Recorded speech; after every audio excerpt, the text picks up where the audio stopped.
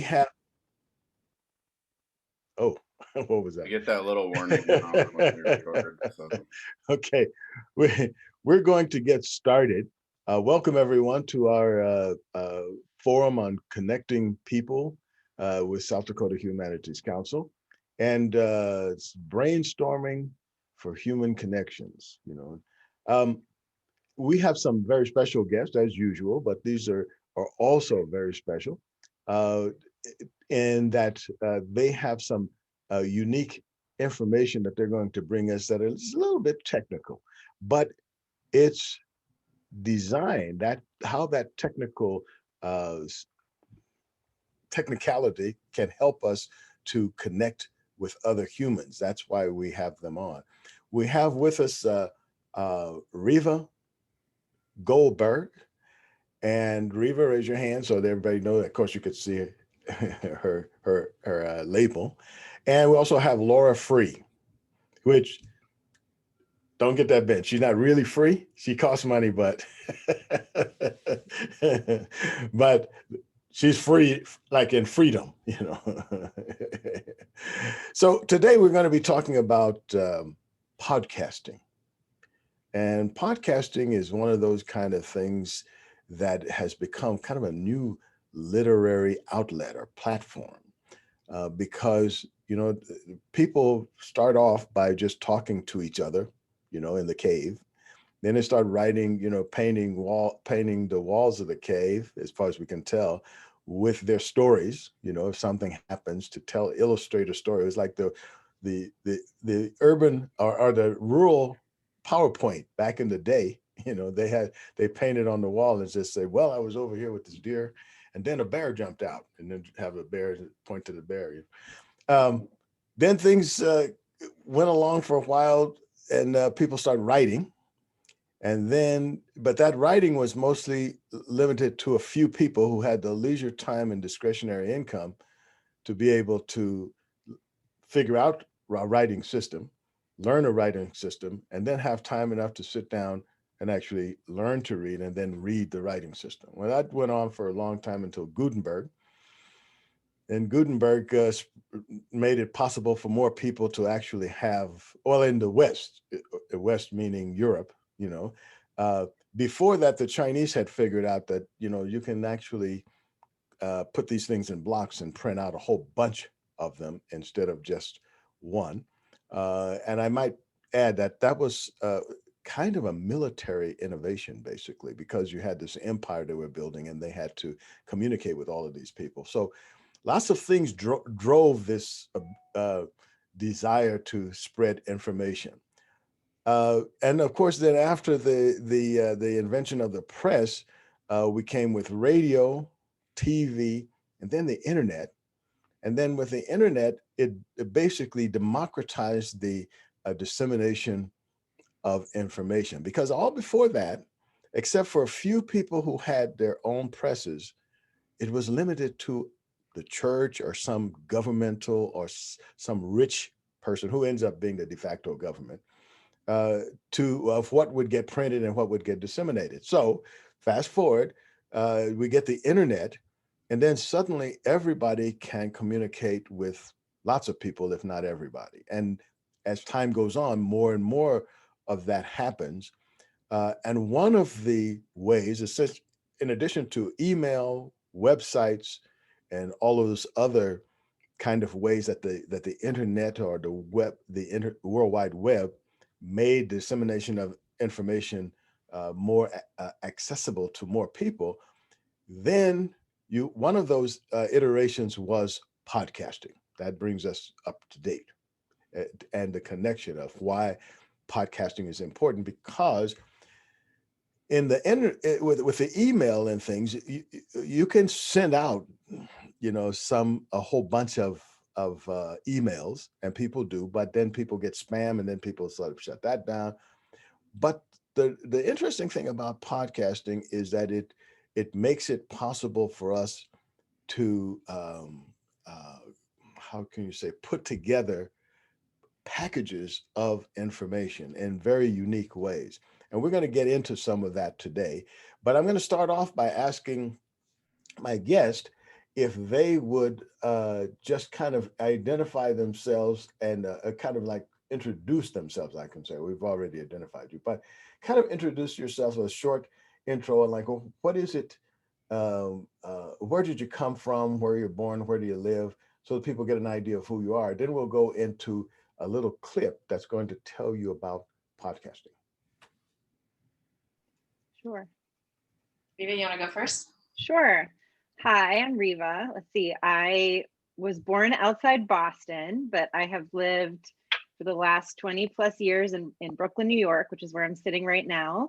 And I have worked in some, but not all of the media that Lawrence was talking about. Print, documentary, I've written web copy. How about the caves? I've probably scratched my name into a rock or a tree somewhere as well. But yeah, my background actually is in documentary films that tackle social issues, social problems.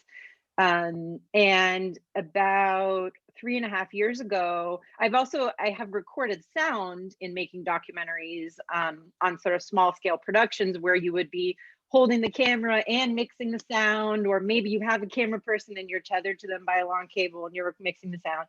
So I had a sound background, and I've always been in love with radio and the intimacy of the kind of storytelling you can experience when you sort of make your own pictures and there's a voice in your ears and it feels like it's somewhere inside, really speaking to your heart.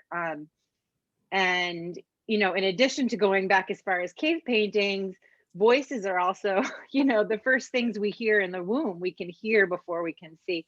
And so there is just an extreme intimacy to it, and an ability to connect with people that I really love. So now for the pretty much past 3 years, I'm doing all audio, and I get to work on projects about all kinds of issues and topics. And this most recent one we're here to talk about is a history podcast that I made together with Laura and with Humanities New York about women's suffrage history. But I also work on some shows about climate justice, some political stuff. So all kinds of things where the common thread is I want to be tackling some kind of big question about who we are, why we are, through the stories of people that kind of open up some of these larger questions through intimate narratives that go into people's ears. So yeah, that's me. All right, great. Laura. Thanks. So I was born in I was born in Indianapolis, but I grew up in Columbus, Indiana, a small Midwestern town known for its architecture, which is a weird but interesting detail about the tiny place that I grew up in. I went to college in Iowa at Grinnell College, and then came to Ithaca, New York, which is where I am now, to do my PhD at Cornell. And I'm a historian by training, and I wound up never leaving Ithaca. I teach at a small liberal arts college about an hour away from here called Hobart and William Smith College. And it's a fantastic place to teach. So I'm coming at this from a really different space than Reva. I knew nothing about production. I had listened to podcasts, but I wouldn't call myself a super fan. My husband is a super fan. He pretty much is constantly listening to a podcast of one sort or the other. So it was not something that I had ever thought about doing even, but I'm a historian of women's voting rights. That's been my scholarly focus for the last 20 years. And my first book was about women's voting rights after the Civil War, and in particular, the conversation that takes place in public about whether Black men should vote or whether all women should also vote in the post-Civil War moment. So I'm looking at the connections between race and gender and ideas about citizenship and voting rights. As part of that work, I took on the racism of Elizabeth Cady Stanton and Susan B. Anthony. So my take on the women's suffrage movement was fairly critical, but also like we have to engage more deeply with what we think we know about women's suffrage.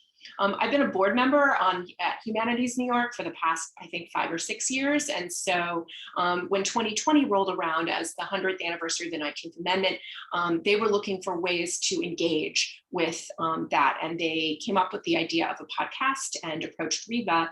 And then they approached me and said, would you be willing to be our resident suffrage historian in the podcast? And I said, yeah, sure, why not? Having no clue what I was getting myself into. I was utterly clueless. I kind of imagined, 30 minutes a week, I'd sit on a phone and talk to some other historians about voting rights. It was really, really different. It turned into a deep narrative scholarly project that and also kind of an acting gig, which I hadn't also anticipated. So it was just an incredible experience. Some of the experiences that I got to have meeting with historians and going to spaces where they would talk about the history of that place or the people, that it was really powerful, a really powerful experience. And I learned a lot about how you make audio and how you make audio connect to people. As a consequence, I think, I'm used to talking to students in a classroom. I'm used to giving lectures where, I've got my scholarly material and I read my lectures. But as a consequence of this, I think the potential for how history can be told and shared is just so much more immense and so much more engaging than any other mode, I think, of conveying historical information. Okay. So that's my feel. Sorry if I went on too long. Oh, great. Ryan, can you roll our tape, so to speak? But before you do that, just so you know, one of the things that we always tell people when you're listening to clips of Amended is it is okay to not be looking at the camera, right? This is a time where you can kind of go within, close your eyes, turn off your camera, just focus on the audio that you're listening to. Great. We hear the same stories about history over and over again. They can feel like the only truth, or seem like they're the whole truth. One story that's being told a lot, especially in 2020, is about the suffrage movement, the fight for women's right to vote in America. The most common version of that history goes something like this. Before the 1840s, American women did not have the right to vote, so a few bold white ladies started a movement to change that. The story tells us that they led the charge until they achieved victory in 1920, when the 19th Amendment was ratified. From then on, we're told, all women in this country could vote. I'm Laura Free, and this is Amended, a podcast from Humanities New York. Like a lot of white people, I grew up hearing that version of the story. But the problem with that story is it makes white women the only important suffrage activists. And it makes us think they secured voting rights for all women. We find ourselves in a dilemma now in 2020. How do you tell that story and that history? My guests on the show are fellow historians and scholars who will tell us how diverse and complex women's rights history really was. This has got to be the largest personal archive I have ever seen. It is, and it's the largest one on Black women, too. There have always been Black suffragists, as long as there have been suffragists. We don't want to write people out who were actually there. We'll hear stories of some historic power plays and some epic betrayals that help us understand why voting rights are still profoundly threatened today. We hold these truths to be self-evident that all men and women are created equal. You white women speak here of rights. I speak of wrongs. Sex was never the only battleground for equal voting rights. So Amended will center the stories of women who also fought oppression based on race, citizenship status, and class. We see them everywhere, and we see them speaking out. They're all making records and speaking powerfully to what women's rights is supposed to do. People of color as a whole, whether you're talking about male or female, they still are being stripped of their natural right, the right to vote as citizens of the United States of America. Hit subscribe and join us as we trace a broader fight for women's full equality from the 1800s to the present day. Starting August 26th, we'll be talking about what's been gained, what's been lost, and what's still left to be done. Okay. Well, now that you have a sort of a sense of not only what's involved in the Amended podcast, I hope you have a better idea of what a podcast is, because you've just experienced a kind of taste of one. They and I should mention that we're going to be talking about a particular kind of podcast here because we have content also that we're interested in, and exploring that content.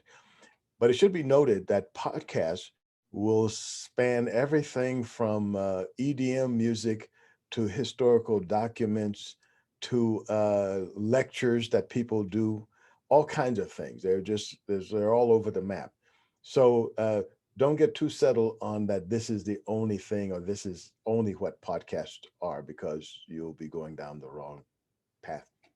Okay, so with that, I want to encourage everyone to be thinking of, maybe even writing down some questions or comments that you have, because I have to remind you, this is really an interactive experience. You know, it's not a webinar where we just talk at you. We depend on your interaction, because that's the whole point of it, is to give people an opportunity to interact with each other and with, as in this case, special guests. Okay, so with that, would either of my two guests like to tell us a little bit more about how you got started with the Amended podcast? How did it come about? Yeah. So at Humanities New York, Scarlett Redmond, who just joined us actually, had the great idea for 2020 that a podcast would be a really good way to engage the history of the suffrage movement. And so I think she fortuitously was at an audio conference and met Reva, and they connected and decided to do this. And then they approached me and said, hey, how about you want to give this a go? And so Reva came up to Ithaca and we went to Seneca Falls. If you know anything about the suffrage movement, you might know Seneca Falls, New York. It was the site of the first women's rights meeting in the United States that was sort of published and that we know about. So Reva and I went to Seneca Falls and she recorded me doing some stuff and talking to her and telling her some suffrage stories. And that's when I kind of got my first glimpse of what this was going to involve, because from the very first moment, Reva was like, okay, I'm going to get out of the car and you're going to stay in the car. And then I'm going to record you getting out of the car. And I was like, okay. So she got out of the car and then she was like, okay. So I got out of the car and she's like, okay, get back in and do it again a couple more times. So I got in and out of the car a few times and she recorded the sound of my car door opening. And then we'd walk up to the building. Okay, open the door to the building. Okay, close it, open, close, open, close. Get in, we'll talk about some stuff. Okay, shh, be quiet. Listen, I just need some audio sound here for the background. But that was sort of the beginning. And from that moment on, we tried to think about how we wanted to tell the story of the movement more broadly and which historians we wanted to talk to. So we wound up talking to probably 10 historians or artists or activists who were connected to the movement in some way, or who felt they had a personal connection to the people that we were focusing on. And we organized each episode around a specific historical activist. So the first episode is a little unusual in that we looked at the Seneca Falls movement and the people who were there in that space. And we talked in that episode about why do we only know this story? Why do we only know this place? Why do we only know a few of the people who were at this place? And why don't we know more about the 200 people who were in the room, but we only know the 3 or 4 people at the podium? So we talked to a historian who helped us expand that. And then from then on, engaged with numerous different people who advocated for women's equality in a variety of different ways, including Gertrude Bonin, also known as the Kalesha, who was a Yankton Dakota woman who was a very active suffrage proponent, particularly for Native American rights and women's suffrage in the 20th century. So that's our nice little South Dakota connection. Yeah. Well, thank you. Yeah, thank you. Thank you for that. Thank you for that connection, because I think that means something to us. And it, at least to me, and it gives me a sort of, oh, maybe that could be something we can investigate. At least personally, I would like to know something more about that person, for example. Yeah, that's episode 6. So I'm sorry. That's episode 6 of the podcast. Okay, I'll go. About her. Excuse me, I'm going to go there now. Yeah. Okay, so Reva, can you talk a little bit about the technical part? What is a podcast? Sure. I mean, like you said before, Lawrence, a podcast can really be anything. It's really just an audio file that gets listened to or distributed over the internet. So plenty of people listen to a podcast right in their browser by just going to the link and hitting play.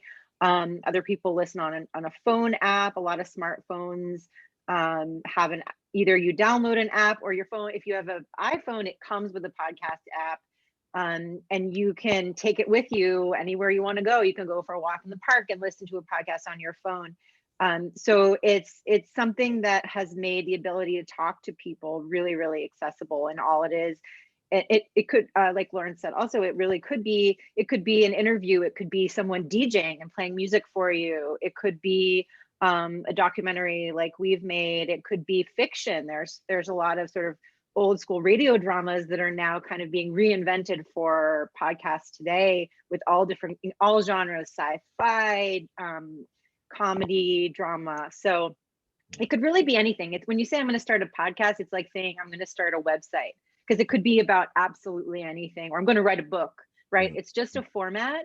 But it's a particular one that is just really focused on that intimate listening experience. So unlike some other formats that are more sort of transporting, like when you go to watch a film, you kind of live in the world of that film and get outside your body. But when you're listening, you're both inside your own head and sort of feeling like you're part of a conversation. So certain stories might work better for, certain stories should be a book. Certain stories should be better as a podcast. Sometimes they could be both, and you could use a book to talk about some aspects that where you really need to be able to look at a line, read it over again, go to a footnote.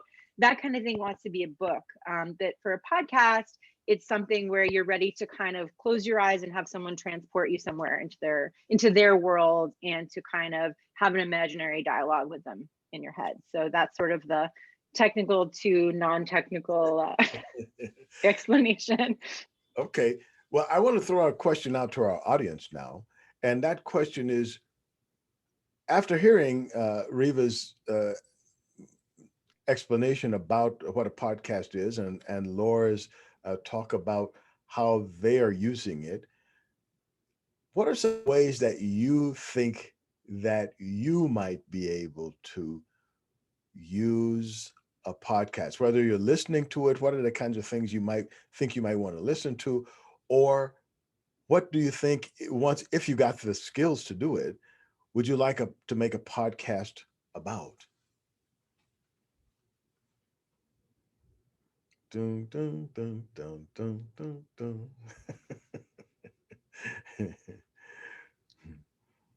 Can I say something? Yeah. Yes, go ahead. This is Jace. I have a friend in Spearfish here who in the Black Hills who is doing a podcast, and she's an artist. Her name is Sandy Swallow, but she has been interviewing Lakota elders from around wherever, from all over. She had interviewed Billy Mills, that's her cousin, and other Lakota elder, male and female, who want to share their experiences and a history of their lives, or whatever they want to share. And it's been well received by a number of individuals. They enjoy it, and they love reminiscing with the people that are talking. So it connects Lakota people together in that way. Excellent. And one of the interesting things is, and we kind of alluded to, but I think it's worth focusing on, is that it really is an audible experience. And I know that Reva talked about that, but I want to underscore that, because what it means is that when you do something like reading, it requires that you basically quit everything else that means that you have to have both leisure time and discretionary income, because time is money, right? So the podcast allows you to feel sometimes, let's say, for example, if you're driving in South Dakota, where you can put it on autopilot and get in the back seat, because there's nothing to hit, and it seems that some people do that, but they hit stuff. Then, you can use that time, that windshield time, if you're on a tractor, let's say, and you pretty much, the thing is on the laser or something like that. You have some leisure time. And it's not really leisure time, but you can utilize that time. Any number of things, mundane tasks like mowing the lawn or washing dishes or mopping the floor that don't require a lot of focus. There, it seems like the podcast could be useful in that, and to Jace's point, there are some people who just get their information. They have been from an oral culture, things have been transmitted orally.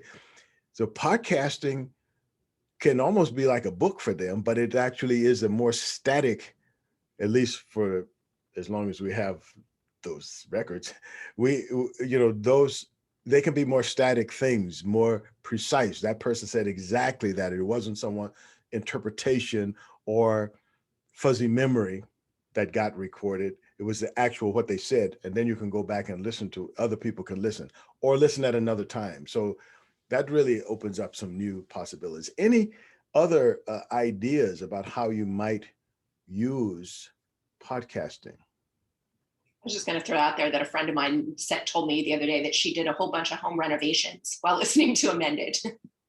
Yeah. So that, even construction. Yeah, exactly. Although it does get hard to hear sometimes. So if you're doing something really noisy, you might miss out on, you might have to rewind a lot. So. Right. And you should count your fingers before and after the podcast. Yeah. There are a lot of people that work in or take information in different manners. And I like to take a PDF and read it and have my Siri or whatever read it along with what I'm reading. It just does a double thing with me. I like hearing and I like reading at the same time. That's how I take in information. I have a lot of students who are also oral learners. And I think that I really thank you for raising that point.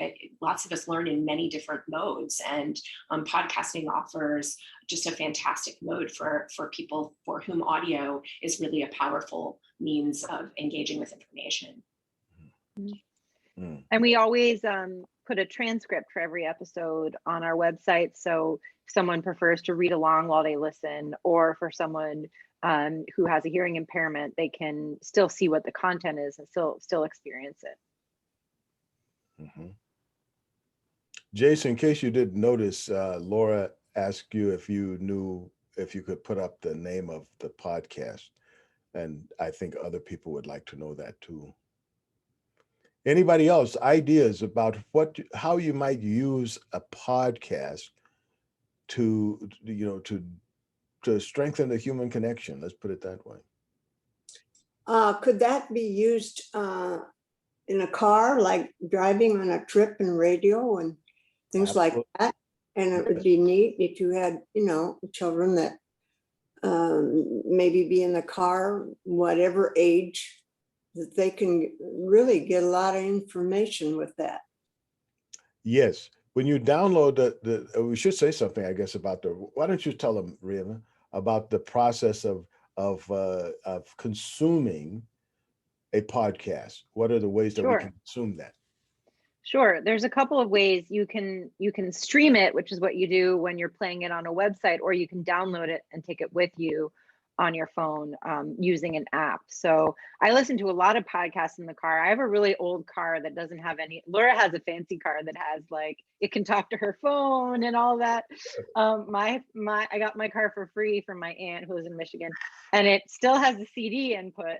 But I spent a long time finding this little doohickey that you can plug into the cigarette lighter, which it still has, and it has a USB port. And so I can use that and find a frequency that I can play my podcast over the speakers in my car, even though my car and phone don't talk to each other, but a lot of people's cars now actually will play music or a podcast from your phone. And that's what the music files and this is maybe too technical, but podcasts and music usually use an MP3 file, and you can play that, and you can play them pretty much in the same way. So there's lots of different ways to do it.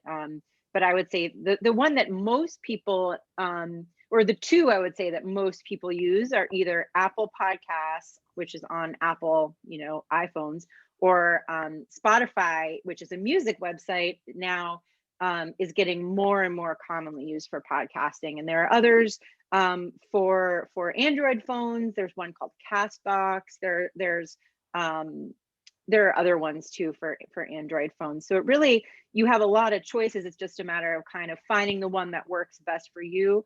I like one called Pocket Cast because it lets me make my own playlist of what I want to hear in what order. So if I'm going on a long trip, I don't have to take my eyes off the road. I can just queue it up.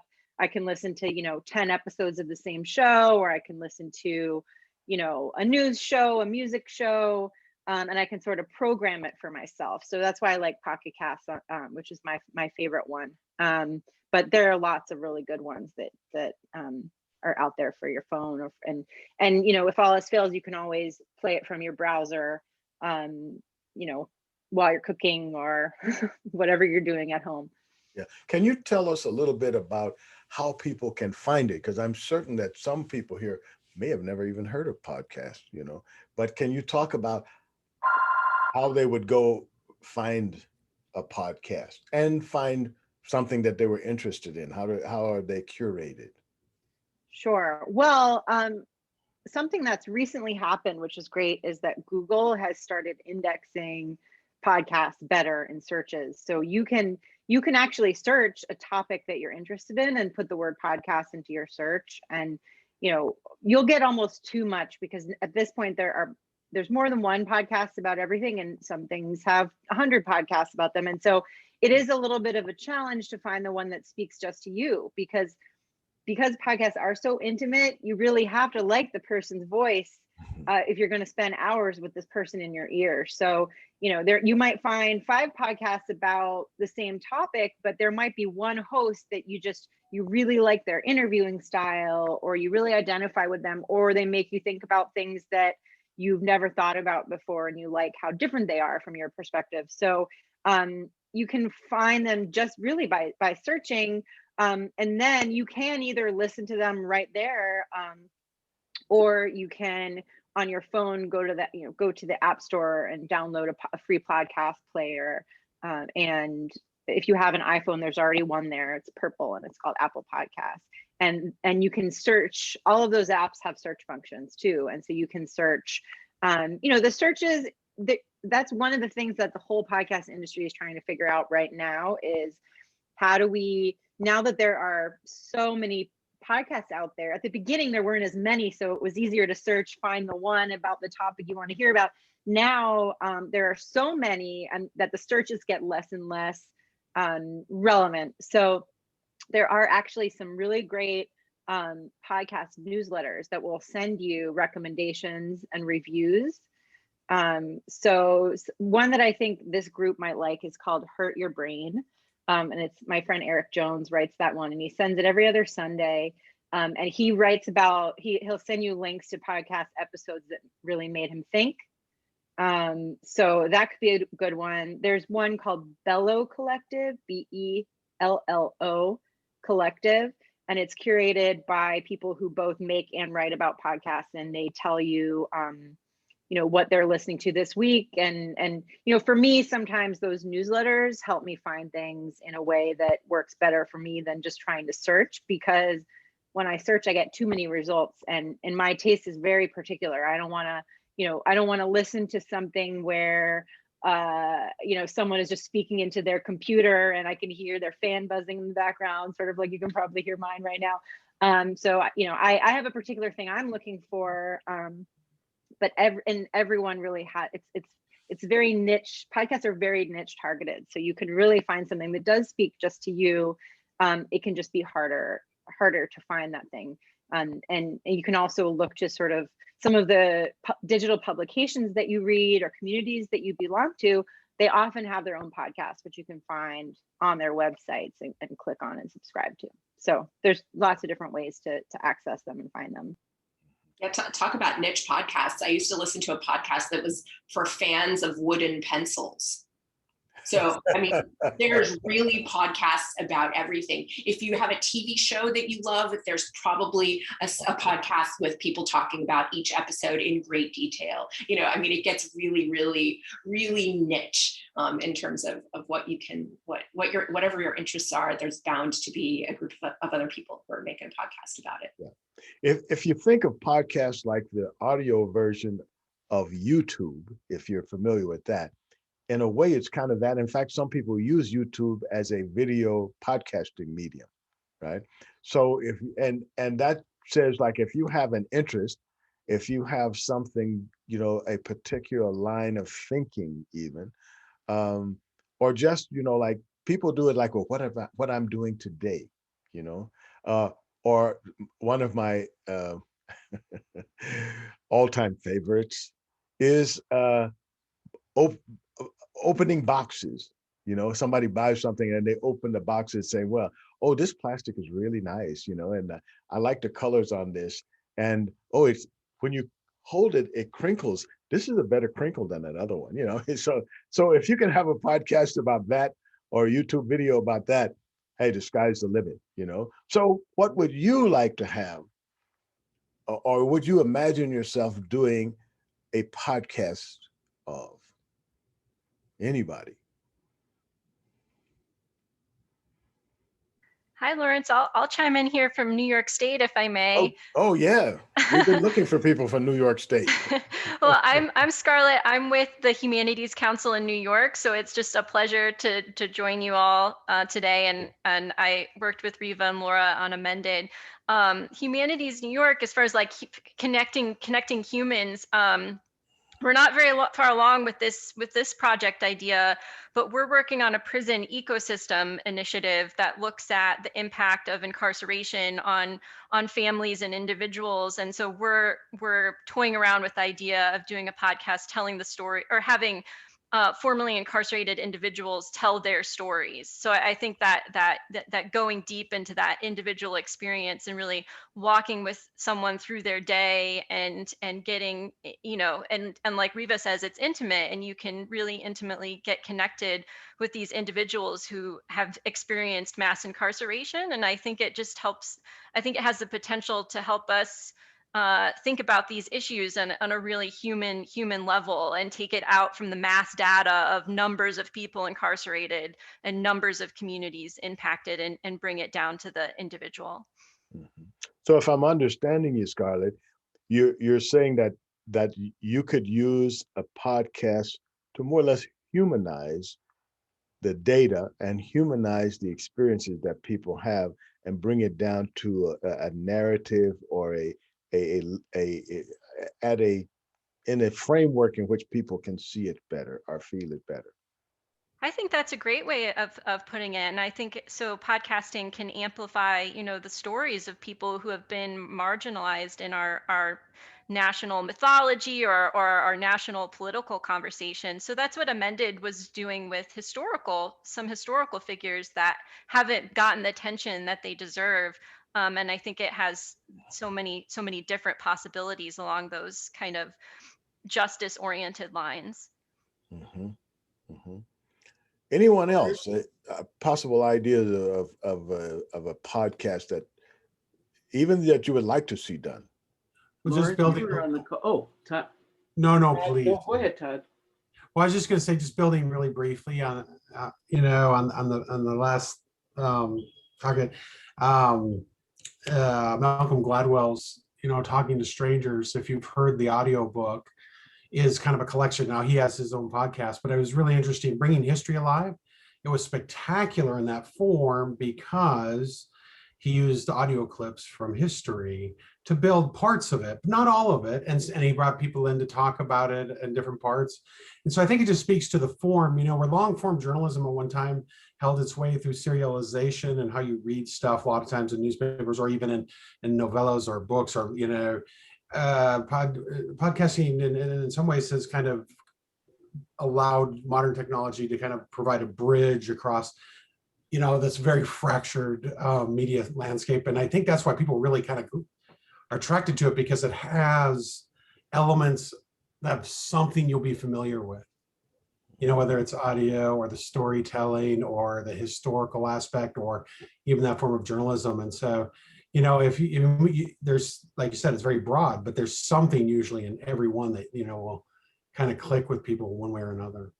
That's all. Sorry, I didn't mean to run over you. What you said about the audio clips was really interesting. In our 4th episode, which was one of my favorites, we were able to access, it was about immigrant labor activists at the turn of the century, some of whom had worked for the Triangle Shirtwaist factory and had lived through that time of labor unrest and activism. And so one of the really cool things we did was we were able to access archival footage of some of the survivors of the Triangle Factory fire and incorporate that into the podcast, as well as some witnesses who had been present at the time. So there's sort of historical audio we were able to pull into the podcast as well.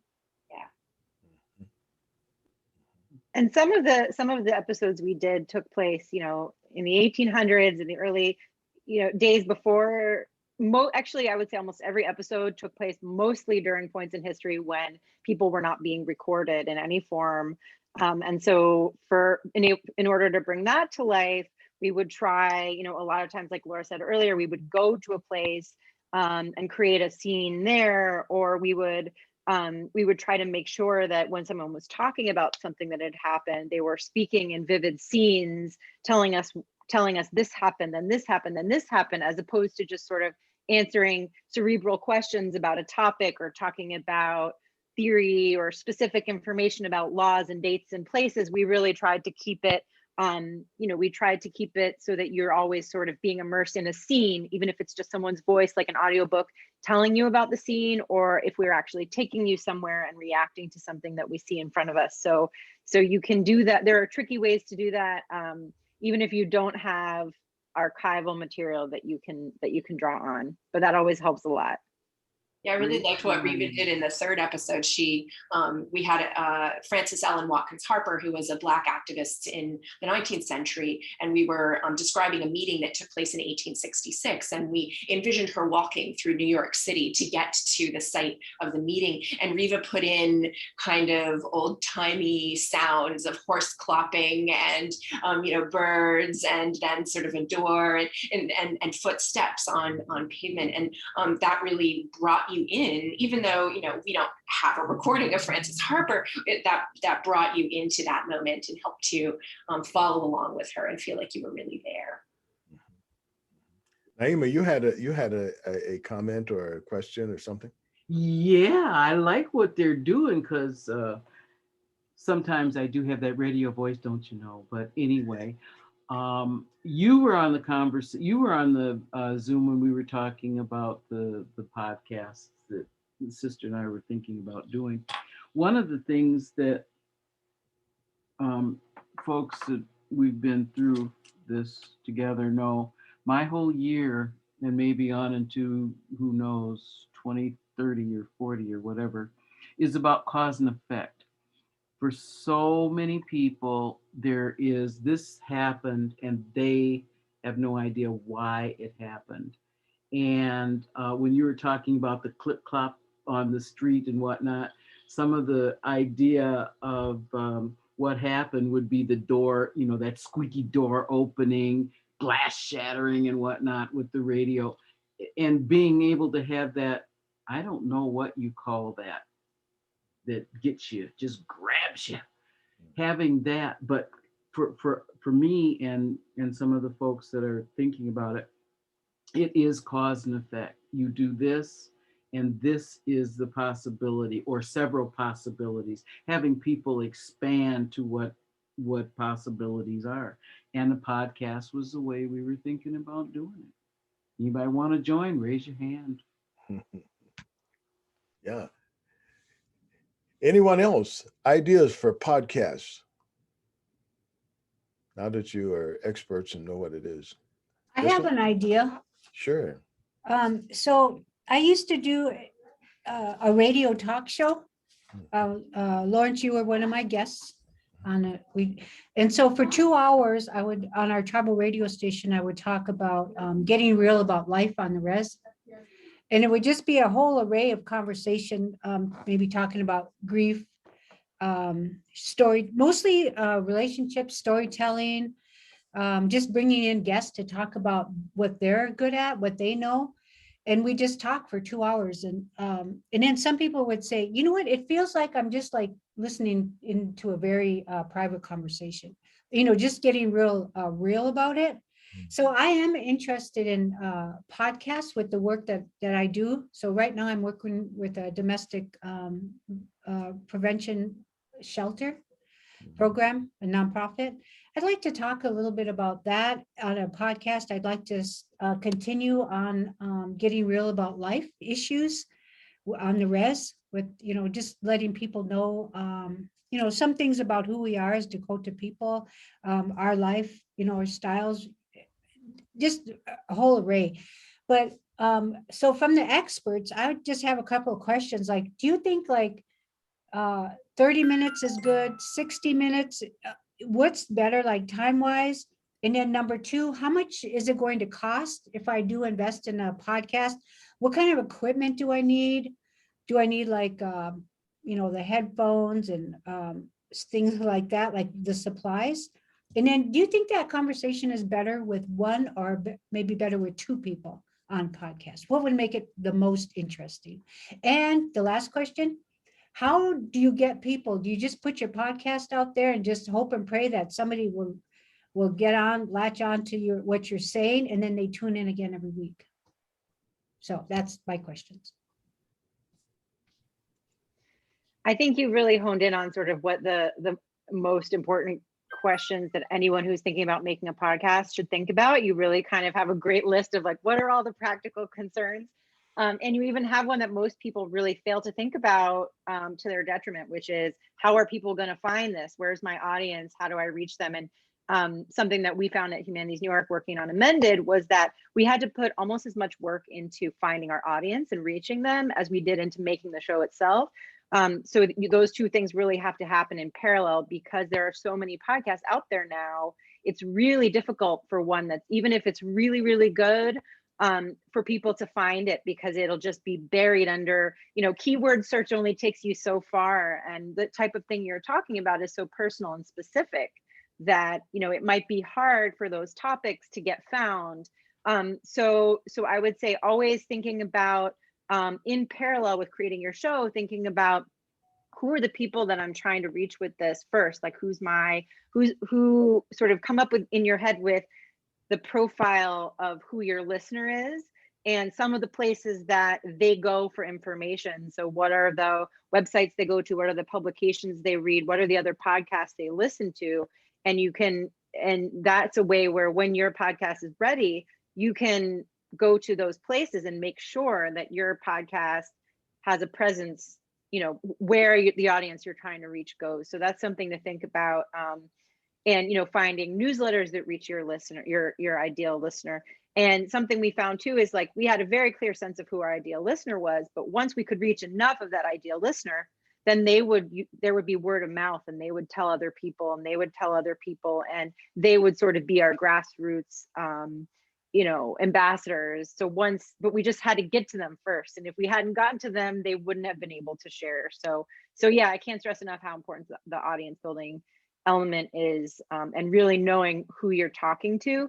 And I think, you also don't even necessarily have to make your show weekly if, you're working on a lot of other stuff and you're busy and that might make it too hard. You could, I think the key is to be regular and that your listener knows when your show is coming, but it could be every other week, it could be once a month, or it could be weekly, or it could be daily. It really depends on how much time you have, how much material you want to try to cover. how formal or informal, something that's more formal and scripted and structured like Amended, we spent a couple months making each episode. But something that's really an informal conversation where you're sitting down with someone and it's intimate and it's kind of happening live, like live radio. You know, there's not a lot of scripting, there's not a lot of editing, so you don't need months to make those episodes, so they can come out more frequently. So there's a lot of things, you know, just sort of whatever you want, whatever you envision is possible, because the barrier to creating it is pretty low. And the length can really be whatever you want it to be, because I would say the subject matter should dictate the length. So for us, we found that our episodes worked at about 40 minutes. And so we tried to be consistent, so our listener would always expect about a 40 to 45 minute experience. And that seemed to give us the ability to go as deep as we wanted to without going in a lot of tangential directions. So that was the decision we made. But a lot of podcasts are in more in the 20 to 20 minute range. There was a great one called 10 Things That Scare Me that I think was 8 or 9 minutes long from WNYC. And then there are some that are an hour or more, people just talking about sports or talking about, you know, free form, whatever they want to talk about. So it's a huge range. And I think it's about, you know, how long does the type of conversation you want to have last? And then what else? Cost, that is also a huge range. I mean, if you need a professional team, if you need someone to go out in the field with a fancy microphone and recorder, or if you need someone to do a lot of script writing, those things add up. Live conversation shows are much easier to make. And then what else did you ask? Equipment. I would say that the equipment itself, Laura can probably talk about that because she had to turn her closet into a recording studio. But the equipment itself is not that expensive, which is a good thing. The most expensive thing is your time, the time it takes to find the people, plan what you're going to talk to them about, schedule them, chase them down, get them to sit down with you, and then edit that, and then promote it. So it's really your time as the creative engine behind this thing is the thing that is going to be the most costly, the biggest expense. Laura, do you want to say something about your closet studio? Yeah, it's just such a fun story. That's why I wanted to dive in. So Reva, at the start of the pandemic, before the pandemic began, we were recording and we were using the NPR affiliate through my school, Hobart William Smith. And so I was recording my narration in a radio studio. Then the pandemic hit. And so Reva said, okay, here's what you need. You need to get a cardboard box. You need to clear out space in your closet. You need to buy some $12 acoustic foam tiles and surround the cardboard box with those tiles. Then buy a USB microphone. So the one I got was called a Blue Yeti, and it was probably $115. And she sent me a pair of over-the-ear headphones because I only had earbuds. But so any pair I think of over-the-ear headphones would work. And then plug that USB microphone into your computer, and then sit in your closet. So all of the rest of the narration was recorded in my closet because the clothing absorbs the extra sound. So I would sit with the microphone up. I had this kind of shelf, and I stuck the little box with the microphone in it, and I'd kind of lean into it and record while it was going to the computer, which the computer had to sit outside of the closet because it got so hot in there. The computer's fan would cycle up, and it would interfere with the sound. So yeah, at one point last summer, I was like, Reva, we have to stop recording. I'm about to faint. So, you know, I advocate for central air if you have it, or recording in the winter in your closet is a good idea. But yeah, it didn't cost like the cost of that basic equipment. Oh, I think we also had something called a pop filter. That's a round kind of thing with a fabric in between it. There's a terrible description, but it attaches to like any surface, and then it catches the P sounds from making those to be too loud. And then there was a thing called a dead cat.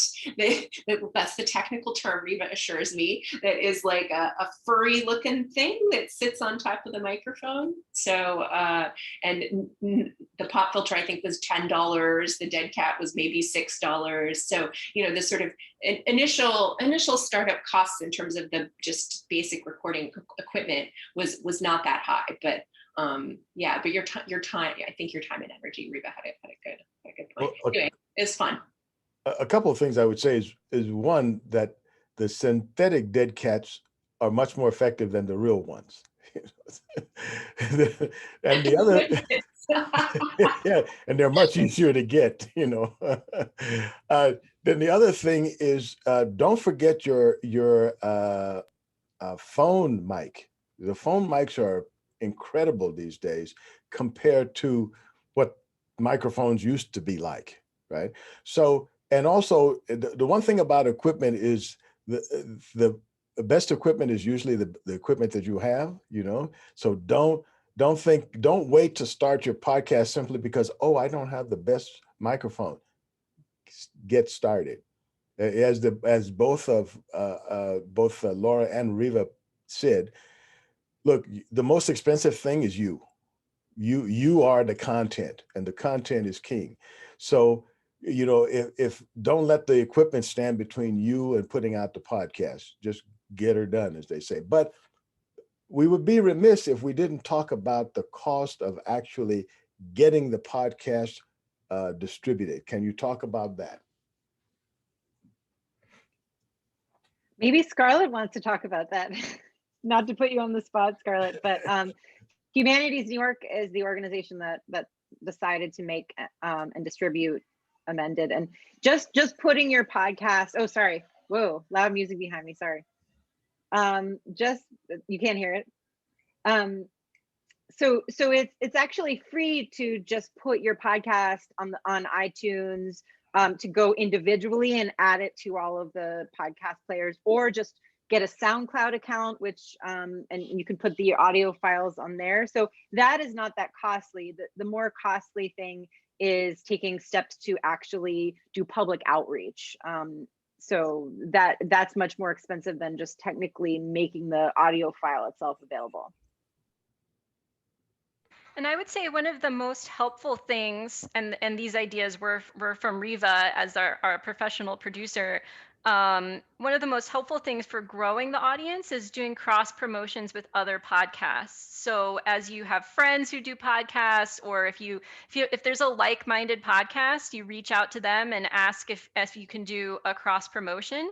And one of the nice things about podcasts is because they're so personal and they're so niche, it's not really a competition. If someone loves one type of podcast, they'll probably love another one as well. So you're not necessarily stealing each other's listeners. You're helping grow a community. So we did cross promotions with podcasts like Scene on Radio, some of the other suffrage podcasts. We actually dropped another suffrage podcast episode in our own news feed, and then they did a host-read promotion to help spread the word. And that's kind of like word of mouth. Like learning about a podcast in someone else's podcast is a really great way to grow an audience. Right. Well, unfortunately, my friends, we're coming up on the really fast hour. That really went fast.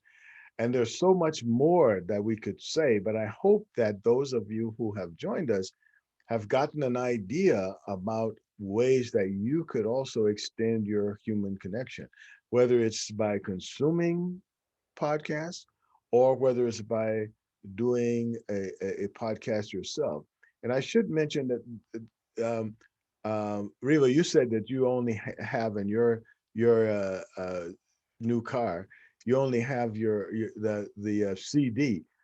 One of the things I did right up until I got a car that didn't have a CD because they stopped making them, is I would record you can record the CDs you can record your podcast onto a CD and then play that in the car.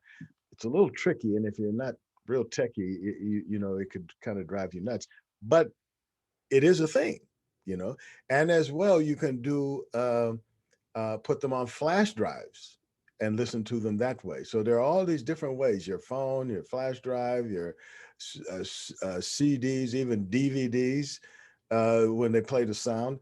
There are all these different ways that you can consume the podcast. So I'm hoping that from this introduction and this discussion, you will find some new ways to get new information to help you connect better to our human diaspora.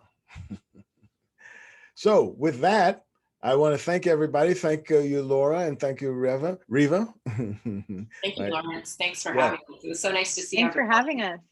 Yeah. Yeah, great to meet all of you. Right. So until next week, same time, same station. Goodbye. Great day.